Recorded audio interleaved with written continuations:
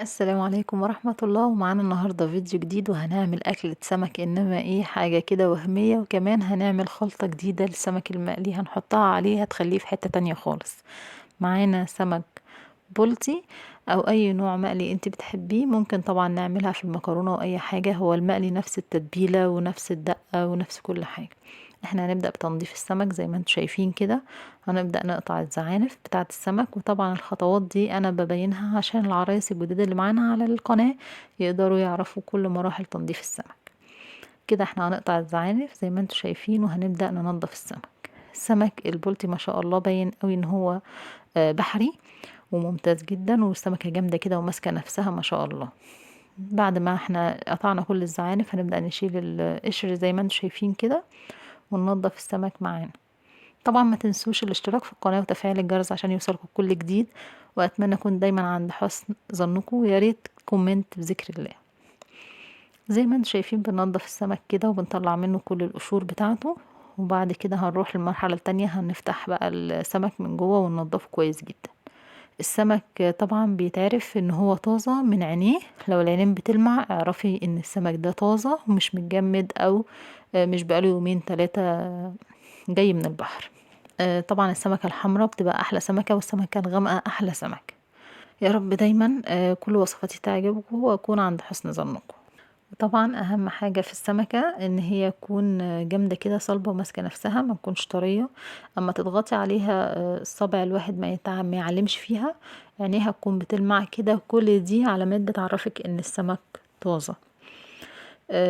بعد ما هنفتح بطنها كده هنطلع كل اللي فيها وهنبدأ ننضفها كويس جدا.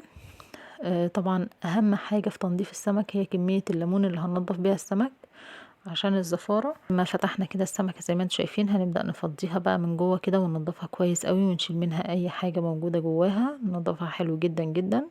كده هنبدأ ندعكها بالليمون. طبعا انتوا هتشوفوا المرحلة دي دلوقتي.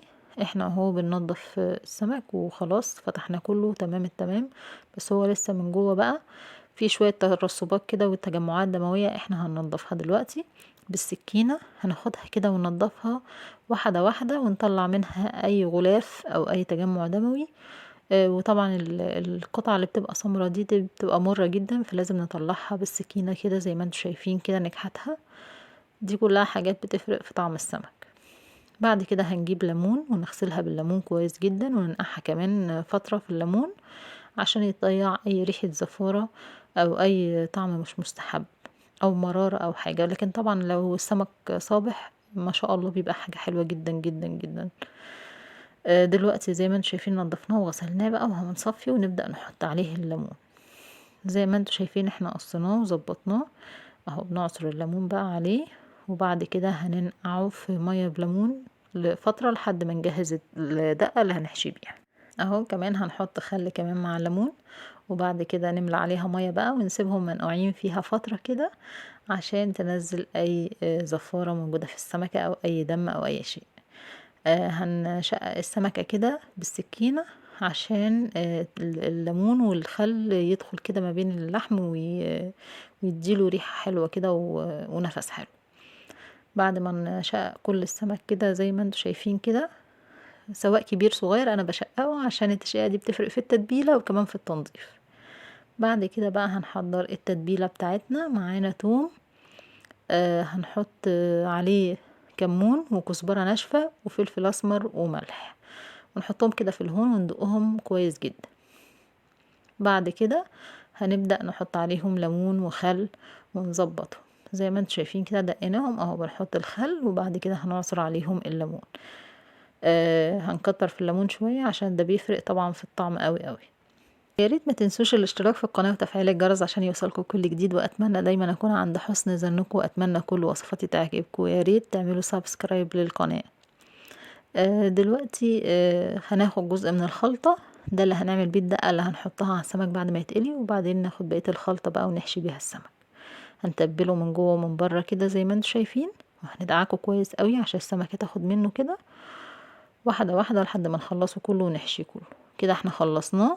هنبدأ دلوقتي بقى نحط الباقي ده، نحط عليه شوية ليمون ونروح كاتبينه على وشه كده ونقلبه بيه ونسيبه لحد ما نبدأ نقليه. طبعا هنسيبه اقل حاجة نص ساعة لو احنا مستعجلين يعني. عقبال بقى ما يتبل هنروح نعمل الرز الصيادية بتاعنا، حاجة كده من الاخر احلى من السمك كمان، وطبعا هتحبيه جدا جدا جدا. طبعا رز الصيادية لازم له بصل، هناخد بصلة زي ما انتم شايفين كده هنحمرها وفي حبة زيت، وبعدين اول ما تبدأ تخش كده في الحمار احنا معانا بهارات الرز، ملح وكزبرة وكركم، 7 بهارات وكمون وفلفل ومكعب مرق. وبهارات الرز معانا زي ما انتم شايفين، فلفل اسمر، معلقة فلفل، معلقة ملح، معلقة كركم، ومعلقة كزبرة، ومعلقة كمون، ومكعب مرق. ده هنحطه طبعا على البصلة بعد ما يبدأ لونها يحمر معانا، وهنشوحه بس لحد ما ريحة البهارات تطلع، وبعد كده هننزل بالرز تشويحة بسيطة كده، هتلاقي ريحة البهارات طلعت كده وتحسيها اتحمصت، انزلي بقى بالرز وابدأي قلبي، هياخد من طعمه ومن ريحة كل البهارات والبصل كده، وهيبقى حاجة ولا اروع، هيعجبك جدا جدا جدا. هنقلبه كده الرز كويس مع البصل ومع البهارات لحد ما يخرفش كده، ونحس ان هو كل المية اللي فيه طارت خلاص، هنبدأ بقى نسقيه. كده احنا تمام ملحنا رزنا، بس برضو بعد ما هنسقيه هندوق كده مية الرز، لو عايزة شوية ملح طبعا هنظبط الحدق زي ما احنا عايزين. كده خلاص هنسقي بقى الرز. طبعا هنغطي الرز بعقلة من الصباع، يبقى المية فوق الرز بعقلة صباع كده، كده يبقى العقد المظبوط. بعد كده هنغطيه بقى ونسيبه، ونرجع له كمان 10 دقايق يكون بدأ يدخل في التشريب، هنوطي عليه خالص ونسيبه لحد ما الرز يستوي. دلوقتي هنروح للسمك، هنبدأ بقى دلوقتي نعمله. طبعا انا بحط كيس كده على الطبق عشان دي ما يعجنش الطبق، وكمان اقدر اتحكم فيه بسهولة بان انا اتبل السمك. حطينا زي ما انتوا شايفين اهو دي على الطبق، وبعد كده هنحط معلقتين نشا، ودي عشان القرمشة. وبعد كده هنبدأ نبهرهم بشوية ملح وفلفل وكزبرة وكمون، هننزل كده عليهم البهارات، ونبدأ بقى نقلبهم كلهم في بعض، ونحط السمك معانا واحدة واحدة، وطبعا الزيت معانا سخن على النار. هنبدأ نقلب السمكة كده في الدقيق، وبعد كده ننزلها في الزيت. خلاص اهو عملنا اول سمكة معانا، ودي تاني سمكة اهي هنبهرها برضو بنفس الطريقة، نقلبها كده في الدقيق خلاص كده، وهنزلها برضو في الزيت. هنعمل السمك زي ما انتم شايفين كده، وبعدين ننزل بيه في الزيت، هنرص الطاسة بقى كلها، وطبعا الزيت هيكون سخن جدا. اول ما هيبدأ السمك يشكشك كده معانا هنوطي، بس مش قوي، هنوطي على نار وسط عشان السمك تستوي براحتها، ما تاخدش لون بسرعة وتكون من جوه لسه نية.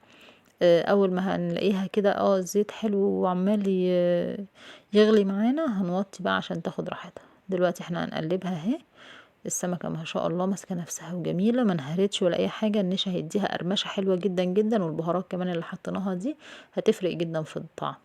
دلوقتي اهي خلاص يعتبر السمك تمام، هنقلبه كده تقليبة كده نطمن ان هو تمام وناشف من كل ناحية، وبعد كده هنطلعه. دلوقتي بقى هنروح نعمل الدقة اللي هنسقي بيها السمك اول ما هنطلعه من الزيت وهو سخن، عشان نضمن ان هو يتشربها كلها. الدقة دي بقى عبارة عن معلقة الثوم اللي انا شلتها من تتبيلة السمك، ومعاها شوية فلفل وبهاراتها كزبرة وكمون وفلفل وملح، هنحطهم كده على بعض في الهون وندقهم حلو جدا، او نضربهم في الخلاط. انا ضربتهم في الخلاط، وبعدين حطيت عليهم البهارات وعصرت عليهم ليمون، وكترت الليمون شوية، انا حطيت عليهم ليمونتين، وقلبتهم كويس جدا جدا، خليتها سايلة كده عشان السمكة تعرف تشربها. واول ما نطلع السمكة وهي سخنة نسقيها بيها، السمكة هتشربها وهتدي طعم حلو جدا للحم، وهتخليها طعمها حلو جدا. دي تعتبر دقة زي دقة الاسكندرانية كده، بتفرق قوي في طعم السمك. دلوقتي الرز اهو ما شاء الله اتشرب، والرز ما شاء الله مفلفل وجميل معانا اهو ويفتح النفس. دلوقتي خلاص كل اكلتنا خلصت، هنرص بقى الرز بتاعنا والسمك اللي سقيناه بالدقة، شكله جميل جدا وريحته شهية جدا جدا. وكده خلاص اكلتنا خلصت، وبألف هنا وشفا، ويا رب دايما اكون عند حسن ظنكم.